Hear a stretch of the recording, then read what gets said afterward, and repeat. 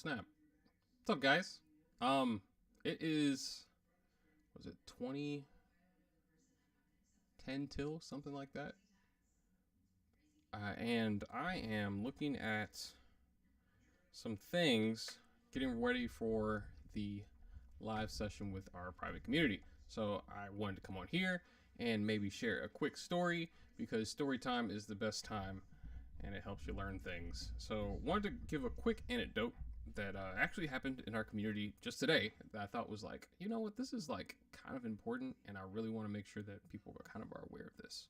So today I sent a sync brief to our private community from one of our affiliates. What's up, Keyshawn?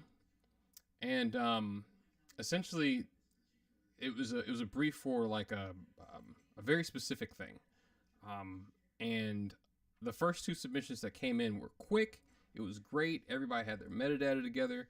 The problem was that it wasn't a problem with the music. It was that both of them got rejected immediately. And here's the thing that happened. The brief asked for like uplifting, let's say indie folk with female vocals, right? So the first producer sent in something that was uplifting and indie folk, but it had male vocals on it. Now, the second one, they sent uplifting indie, but with like, it was pop and it had female vocals on it. So both were like 90% there, but because of that 10% missing, they got 100% rejected. And I find that producers who don't pitch for sync very often might end up in that category more times than not. Because like when a supervisor, and just to make this clear, this actually happens on a regular basis, not with just our community, but with like people in general. It's a common pet peeve when a supervisor says something specific like, hey, I need female vocals, because they've already sold the idea to their client. Okay, it's not necessarily them that's asking for it, it's their client, because they're not making the decisions, the client is. They're just helping the legal chain as far as with cool music that they can actually afford and actually use. And so when they say indie folk, like they've already promised that sound. So if that sound's not there, guess what? Your track could be Grammy nominated. It does not matter. If that 10% of the brief is off, it's 100% useless to them. Like, what if they have a problem with the vocals because they have like an all female cast or something? That's just something they wanted to have layered into the zeitgeist of the film or project they're working on. Like, that stuff is important to them. So when they ask for something specific, why in the world would we? It's like going to like a Burger King, and I don't know who goes to Burger King anymore, but ordering a taco. I mean, the meat's there, the ingredients are all there, but it's in a different form, so it's not necessarily what they asked for. Would you eat it? Probably not. Not just because Burger King's gross. So think about that when they can't go back to Netflix or to and say like, hey, I know you wanted female vocals, but like, listen to this guy. Like, that's not something that they'll look completely incompetent.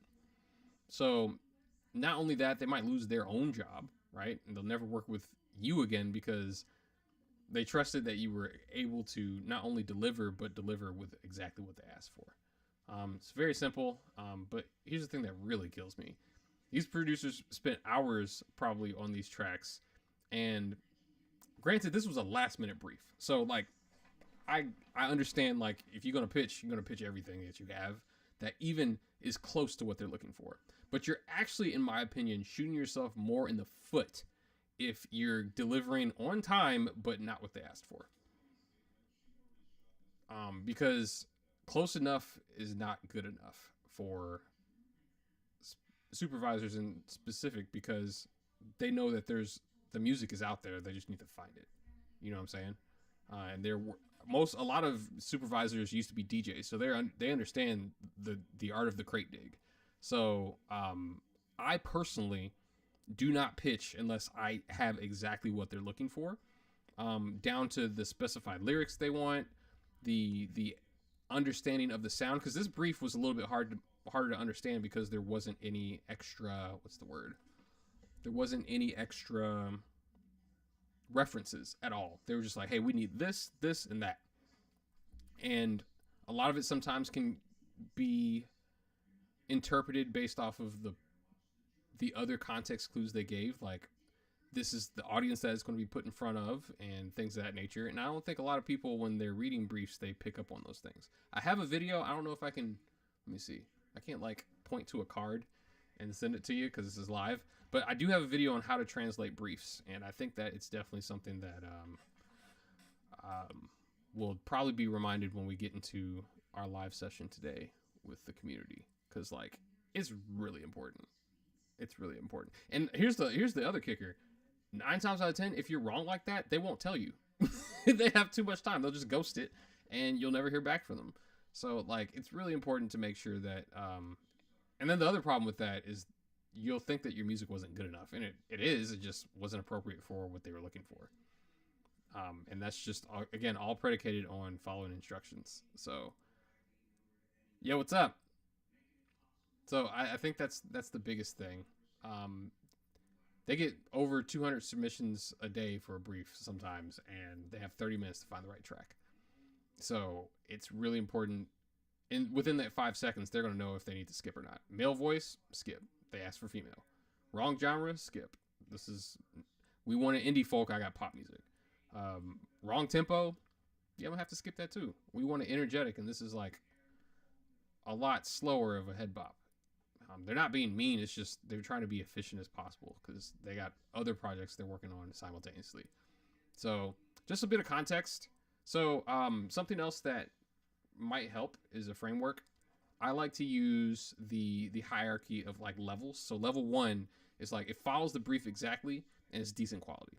Level 2 would be like of a quality pitch is like it follows the brief exactly and it's great quality. And number 3 has both of those combined. It follows the brief exactly and the quality is exceptional. The quality should always be by default, because why else would you send in music that you didn't feel like, or you didn't think that was confident enough to work? You know what I'm saying? So you want to always give level 3 content, and following the brief is how you actually land random sync deals.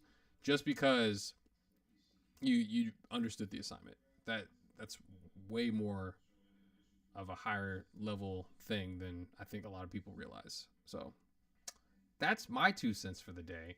Hopefully that was helpful. I see some peeps in the comments. What's good? What we got here? Oh, this doesn't zoom in? Seriously? Oh, that's wild. I have terrible eyes. Forgive me. Hero? That's a cool name. What's going on, bro? If you guys got questions, I hopefully got answers. This is always a good warm-up before I listen to music on our private community side. Keyshawn's here. What's good? Let me see. Was there anything else I had in my notes about this? Oh, so something else that was really interesting with our sync agent that came in last week was the wildcard effect. So I know that sometimes supervisors or sync agents will send supervisors what they asked for, and then what I like to call the wild card is something that they didn't ask for but still is appropriate. So it still might fit all the things that they asked for, especially, and the biggest thing I think a lot of musicians don't realize is that tempo is the one thing that can make or break a placement, because the tempo has to line up with the visuals a lot more than people think. So by all means, if you get a reference, match the tempo, or at least somewhere around that ballpark, because that's what they're going to feel first, is the groove and how it carries pace with whatever story they're trying to tell. That's really important. But when it comes to the wild card, they will find something that's adjacent and possibly something shortly different, like perhaps a different genre, but it's still kind of close to what they were looking for. It has the same energy, it's just different instrumentation. That's the only way you can really get away with it. But as a musician, it's always good to first establish you understand it, or how to follow instructions first. And then if you have enough time to send an extra song, hey, this is something that's in the ballpark, their needs are being met still. And that's the biggest thing. We're in the service business. Keyshawn asked, "Oh, you talking about the PRO question? Yeah, PRO really doesn't matter, and it's also a nightmare to change. So like, I don't like doing it. I wouldn't recommend anybody to do it, especially because, and I might be partly biased because SoCan is involved with Shades of Sync. But like, well, not involved, but like they've helped out. I know a couple people up there, and they're the sweetest people ever. And they really believe in the cause of what we're doing right now. But like, I don't think it's really necessary to change, because at the end of the day, all they're doing is collecting your passive royalties, right? Um, that's all they really do for you. I think SoCan keeps better track, and they have a larger one. It's hard to get into SoCan too. Like you have to know somebody to kind of get in, and they purposefully keep it that way so they can offer better service. And then two, like I think they have a larger network comparatively to smaller countries because it's the closer it is to Hollywood, the more connections it might have, to make sure that you have all your collected, you're getting all your royalties collected. So I personally don't think that it's absolutely necessary to switch over. I know it's a paperwork nightmare, and like, I mean, does it? I guess I'm more for the upfront fees for everything. Like upfront fees beat everything. So like, yeah, back end royalties is cool if you're on TV shows and stuff all the time. But since I specialize more in ads and trailers, back end royalties aren't as common. So take it with a grain of salt. No banks, no residency. Oh, I see. Was your business quote unquote still located there for tax purposes? Because that's something that might help. Those are the kinds of things that you would probably have to consider. But like, if I was, I don't know how permanent your stay is in the country that will not be disclosed, but um, I don't think it doesn't matter. It really doesn't matter because as long as you don't have a bank over there or anything, I don't think it. Again, I don't think it matters because they have overseas writers on SoCan. I know that for a fact. And you'll still get the opportunity to go to writing camps and things that they offer. What are the perks of joining BMI comparatively? Because they just got on the bandwagon with like the data that SoCan's been providing for years, as far as with like TV placement stuff and things of that nature. Like I would really like probably do the pros and cons for each, and then also put on the con of BMI that you have to. It's like I said, it's a tedious process depending on how much music you have registered with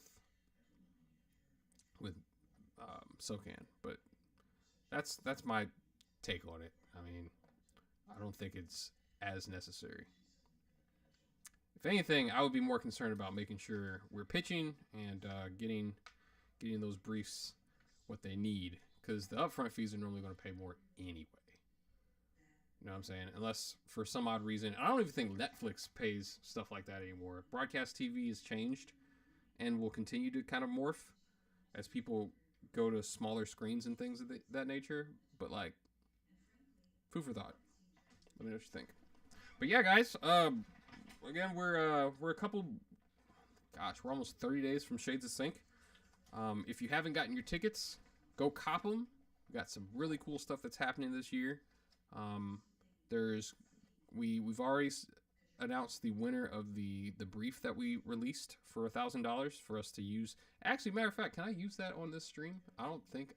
Well, technically, since I don't know, it's not technically a promotional ad, and that doesn't fit under the contract that we sent them. So I'm not going to get in trouble, but you'll probably hear that song in any other content that I send out. Talking about Shades, because that's what we have a license for. But we have that. We have some really cool peeps from Tyler Perry Studios, the NFL.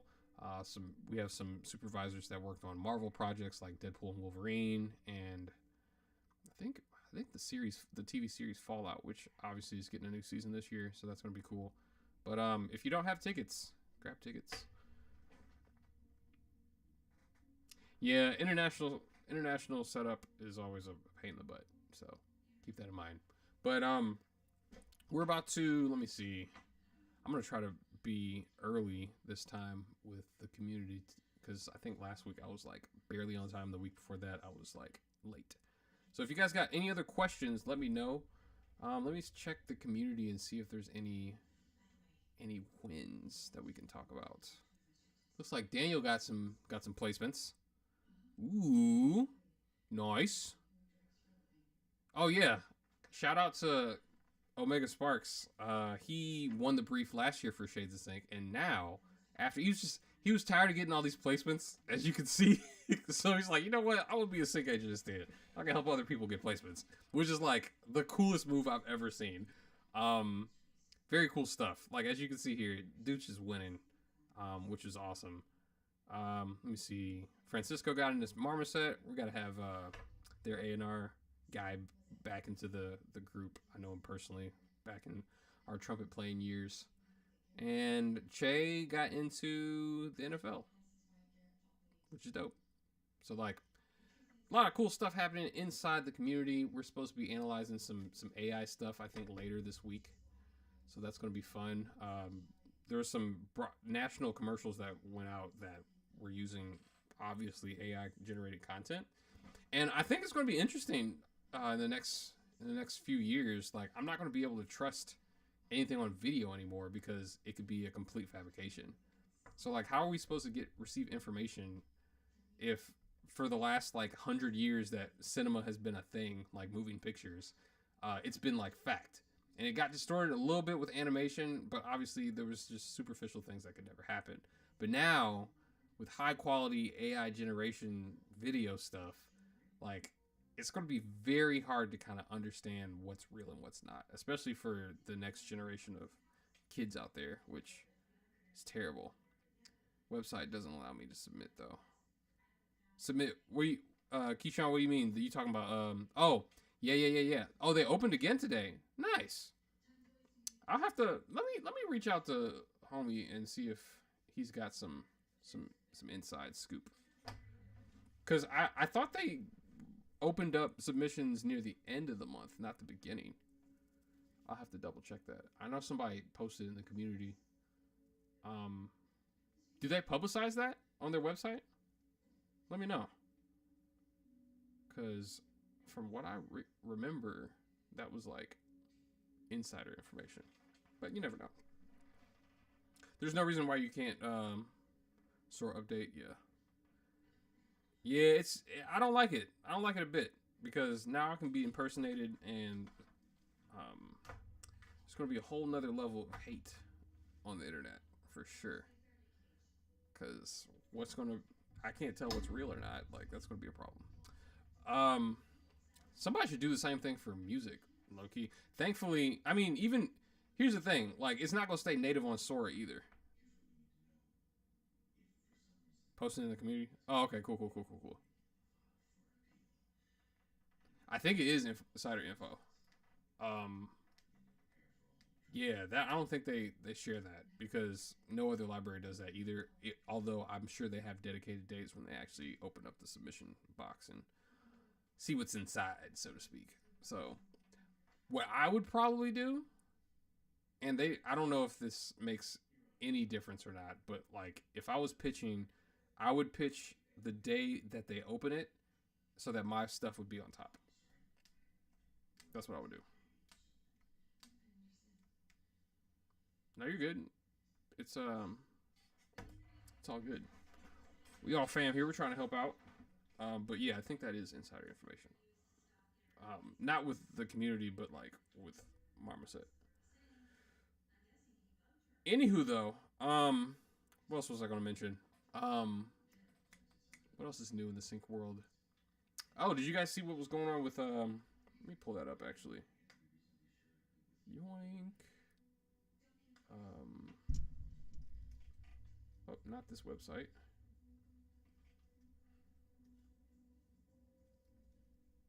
Music, the other music website, business. Everybody was joking that ChatGPT wrote Taylor's last album, which is hilarious. But what was I? I was looking through the news today and saw this was interesting. So they were close. Apparently, there was going to be a complete ad. Get out of here. There was going to be a complete finish, cut and dry situation with the labels and their AI licensing deal. But like, also, it seems like they're not stopping at just Spotify, but having stuff ripped from YouTube, which is great because again, indie creators are probably the ones that are most victim that can't fight about it. So micro licensing is definitely going to be a thing with AI. Maybe we should start learning how to do that in the getting deals for that kind of stuff. But I think they're going to source most of their material from labels more so than indie creators because they're easier. I would presume easier. Yeah, here it is right here. Within weeks, they're supposed to be finishing their. Why does this keep coming up? Must be for Grammy consideration or something. Within weeks of actually having this thing together, it's going to be with 11 Labs, which they're trying to ethically do it by making sure that there's some type of pay structure. I hope the pay structure isn't as bad as Spotify because theirs is terrible, obviously, and I think that's going to be a problem for sure. But as you can see here, they're trying to, and I think this is going to be more so for indie creators than anything else. Like if you're a YouTuber, and things of that nature. Not entirely sure, but like 11 Labs is definitely looking to try to add that to the structure of their stuff. So I will try to keep as updated on this as possible because whether you're in sync licensing or you're just a musician trying to figure out what's going on, it definitely affects everybody, which freaking sucks. But that's what's in the news. Let me see what else happened this week in the news. There was also the Displace app thing that came out. I haven't downloaded it yet. Have you guys? I'm curious your thoughts. I think that it definitely has some potential, especially because it's got Spitfire stuff in there. Like everybody can make legit orchestrations now if they know what they're doing. Which I think, and we're going to be talking about this at Shades when it comes to AI, but like we're still the tastemakers. You can copy, it can do all these kinds of things with iteration, but like we can still decide what's cool and what's not. And I think that that's going to be the most important thing when it comes to 5-10 years down the road is us being able to curate exactly what we want out of a machine. The instruments one, yeah, I haven't tried it yet either, because I'm sure it's paywalled with some. I got orchestral libraries everywhere. I don't necessarily need any more, but just to have that as an opportunity for people to kind of get some really legit sounding string stuff alone is dope. For my line of work, they're too soft. I like more aggressive sounding strings for trailer music, but like that's just one use case. Let me see here. Oh, I'm getting a call from my ads guy. All right. Well, I tell you what. If you guys don't have any more questions, I am going to jump off just for a bit, so I can get ready for this young session with the peeps. Dope. Hope this was helpful. If you guys have any other questions, type them in the comments of this video after the stream's over, and I will answer them next week. Maybe that can be a regular routine thing. But hopefully this was helpful, and I will catch you guys next time. Peace. Peace.